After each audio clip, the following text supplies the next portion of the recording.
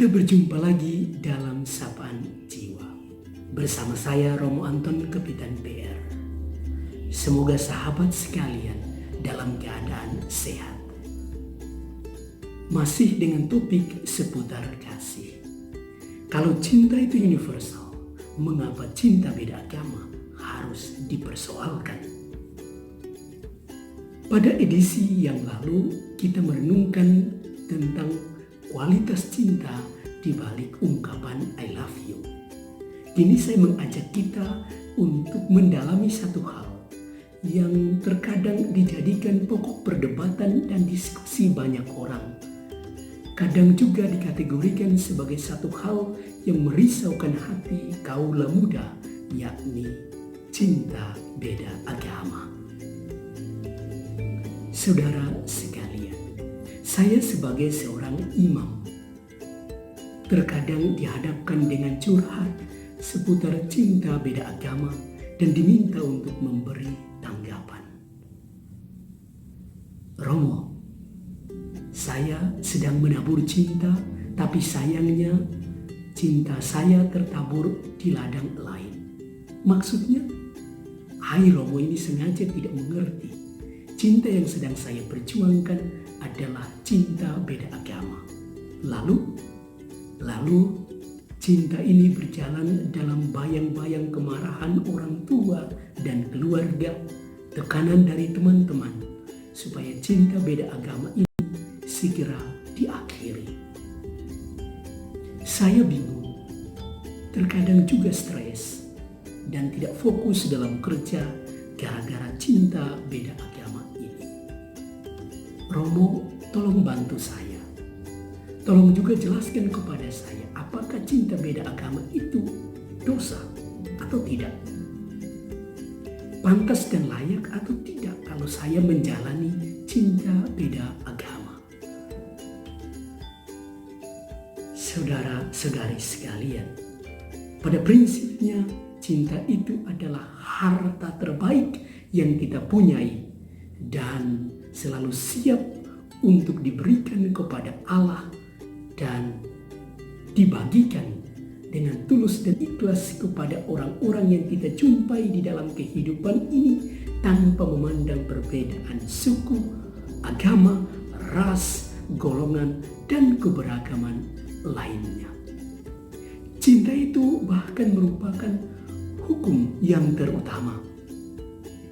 Ketika ahli Taurat bertanya kepada Yesus tentang hukum yang terutama, Yesus mengatakan, kasihilah Tuhan Allahmu dengan segenap hatimu, dengan segenap jiwamu, dan dengan segenap akal budimu.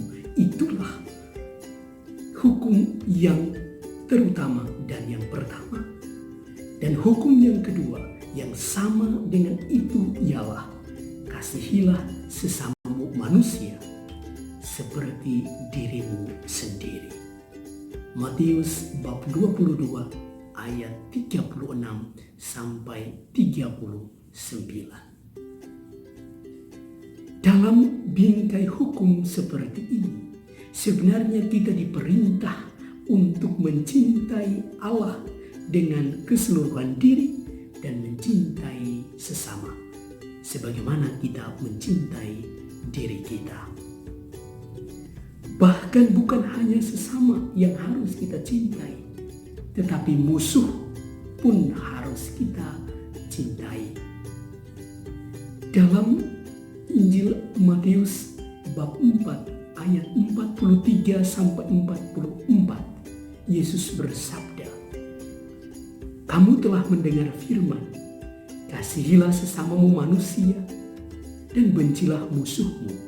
Tetapi aku berkata kepadamu, kasihilah musuhmu dan berdoalah bagi mereka yang menganiaya kamu. Kalau musuh saja harus kita kasihi, apalagi yang bukan musuh. Mestinya kita cintai dengan tulus dan ikhlas seperti kita mencintai diri kita. Nah, atas dasar ini Boleh saya katakan, mencintai orang yang berbeda agama dengan kita bukanlah sesuatu yang salah dan bukan merupakan dosa. Sudah merupakan satu kemutlakan untuk kita mencintai orang-orang yang kita jumpai di dalam kehidupan ini, termasuk mereka yang berbeda agama dengan kita. Bukankah cinta itu universal? Mengapa harus dibatasi hanya pada sesama, seagama, seiman, yang bisa jadi akan membuat kita makin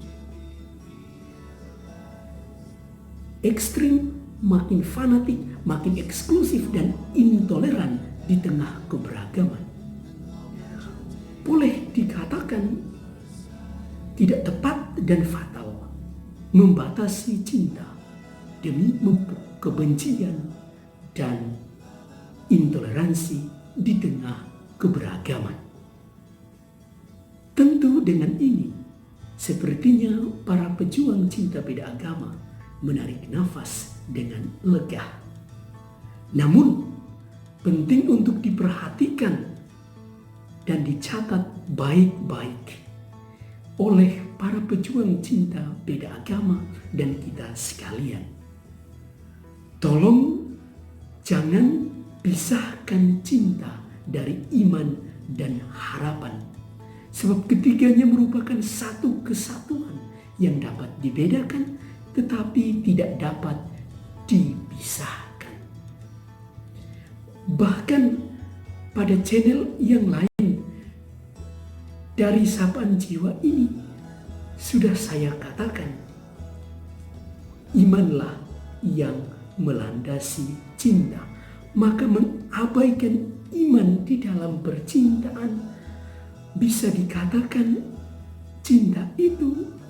percintaan itu bagaikan sumur tanpa dasar, begitu dalam dan bisa jadi penuh derita. Tapi sayangnya tidak ada air segar yang didapatkan di sana. Yang ada hanyalah gelap gulita dan kehilangan identitas. Dengan ini jelas bahwa sebelum bercinta mesti beriman. Dan kalau sudah bercinta di atas dasar iman, tolong jangan tinggalkan dasar itu.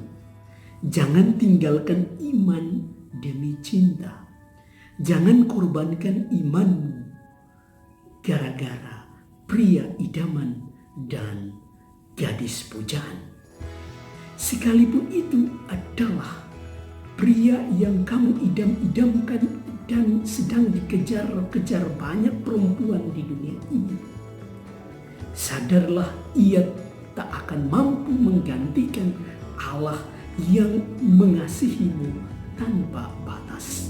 Sekalipun itu adalah gadis pujaan, ia tak akan mampu menggantikan Allah yang kamu puja dan selalu kamu sembah di dalam doa, ibadah, dan ekaristi kudus yang dirayakan. Karena itu iman tak boleh dikesampingkan, dikerdilkan, dijadikan pokok pertimbangan yang kesekian sesudah membuat pertimbangan tentang cantik, ganteng, berada, kaya, nikmat, menyenangkan di dalam percintaan. Sebagaimana kita telah diajarkan, berdoalah sebelum makan, berdoalah sebelum melakukan suatu aktivitas. Baiklah, berdoa terlebih dahulu sebelum memulai dengan satu kisah cinta. Apalagi memulai satu kisah cinta yang mengarah kepada janji sehidup semati kita berdua. Cinta dimulai dengan iman dan harapan. Dijalani dalam iman dan harapan yang teguh. So pasti cinta itu akan tiba pada dermaga kebahagiaan yang menakjubkan. Tapi Romo, kami kan sama-sama beriman, hanya beda agama. Syukur kamu dua beriman. Salam hormat untukmu yang telah menyadari bahwa kamu beriman, dan karena itu kamu dua bercinta. Semoga bukan karena sebaliknya. Bercinta dulu, baru kemudian sadar bahwa kamu beriman dan kamu berbeda agama. Itu pun karena diingatkan oleh orang tua dan teman-teman bahwa kamu dua berbeda agama. Saudara dan saudari terkasih, untukmu yang sedang menjalani cinta beda agama dan hendak memutuskan untuk menikah, saya titipkan pesan penting ini untuk diperhatikan sebelum terlambat. Imanmu menyatu dengan agama yang kamu anut. Jangan kaburkan imanmu demi cinta. Cintamu dan kisahnya harus membuat imanmu terang benderang di depan orang, supaya setiap orang yang melihat perbuatan cintamu itu memuliakan Allah di surga.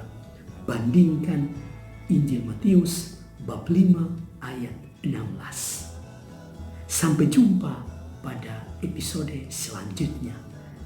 Berkat Allah untuk kita sekalian, dalam nama Bapa dan Putra dan Roh Kudus. Amin.